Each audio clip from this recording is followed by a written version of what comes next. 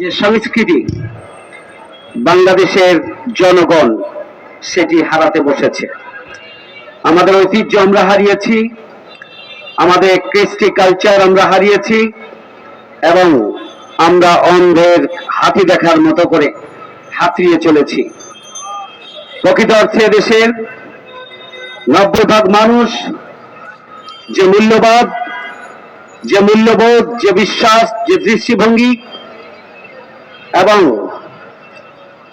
যে চেতনাকে ধারণ করে, সেই ঈমান এবং মূল্যবোধের চেতনাকে ধারণ করে দেশপ্রেম এবং ঈমানি চেতনাকে ধারণ করে বাংলাদেশের সাহিত্য সংস্কৃতিকে ঢেলে সাজানোর সময় এসেছে।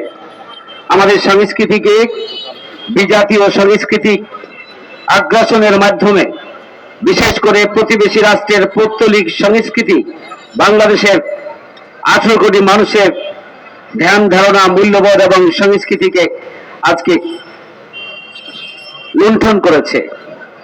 এই অবস্থায় আমাদের ঈমান, আমাদের আকীদা, আমাদের কালচার, আমাদের কৃষ্টি, আমাদের সংস্কৃতি, এই সব কিছুকে ধারণ করার মধ্য দিয়ে আমাদের প্রকৃত পহেলা বৈশাখের সার্থকতা খুঁজে বের করতে হবে।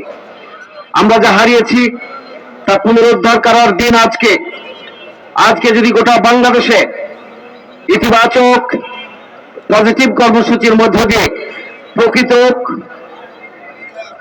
সাহিত্য সংস্কৃতিকে, মানুষের চিন্তা চেতনা এবং ধারণাকে ইতিবাচক ভাবে আমরা যদি তুলে ধরতে পারি, তাহলে হয়তো বেশি সময়ের প্রয়োজন হবে না।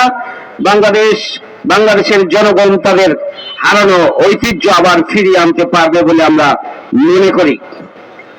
মীর কাসেম আলী ভাইয়ের কথা আমাদের আজকে বিশেষভাবে স্মরণ হচ্ছেন, যিনি বাংলাদেশের সংস্কৃতিকে উচ্চকিত করার জন্য, বাংলাদেশের ঐতিহ্যকে তুলে ধরার জন্য, বাংলাদেশের বীর পুরুষদের সাহসিকতার প্রতীক যারা, তাদেরকে তুলে আনার জন্য যিনি লড়াই করেছিলেন, সংগ্রাম চালিয়েছিলেন, যিনি বাংলাদেশের অর্থনীতিকে ঢেলে সাজানোর জন্য সংগ্রাম চালিয়েছিলেন, যিনি বাংলাদেশের সাহিত্য সংস্কৃতির প্রকৃত রূপ জনগণের সামনে তুলে ধরার মধ্য দিয়ে হারানো গৌরব ফিরিয়ে আনার জন্য সূচনা করেছিলেন, আমাদের মাঝ থেকে আমরা তাকে হারিয়েছি, তাকে শহীদ করা হয়েছে।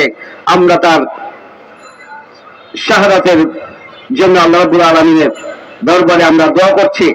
পাশাপাশি আমরা আমাদের এই কালচারাল অঙ্গনের মধ্য দিয়ে, আমাদের এই সংগঠনের মধ্য দিয়ে বাংলাদেশের জনগণের মধ্যে প্রকৃত চেতনাকে যদি আমরা জাগ্রত করার সূচনা করতে পারি, তাহলেই আজকের আলোচনা সার্থক হবে।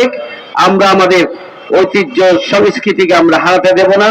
পৌত্তলিক এবং বিজাতীয় সংস্কৃতির মাধ্যমে আমাদের ঈমান আকীদাকে লুণ্ঠনের যে প্রতিযোগিতা শুরু হয়েছে, সেখান থেকে আমাদের সাহিত্য সংস্কৃতি, কৃষ্টি কালচারকে আমরা উদ্ধার করবই। আজকে এটি হোক আমাদের প্রতিজ্ঞা। সেই প্রত্যাশা ব্যক্ত করে আমি কালচারাল সংগঠনকে, কেন্দ্রীয় সংগঠনকে আমি আন্তরিকভাবে কৃতজ্ঞতা এবং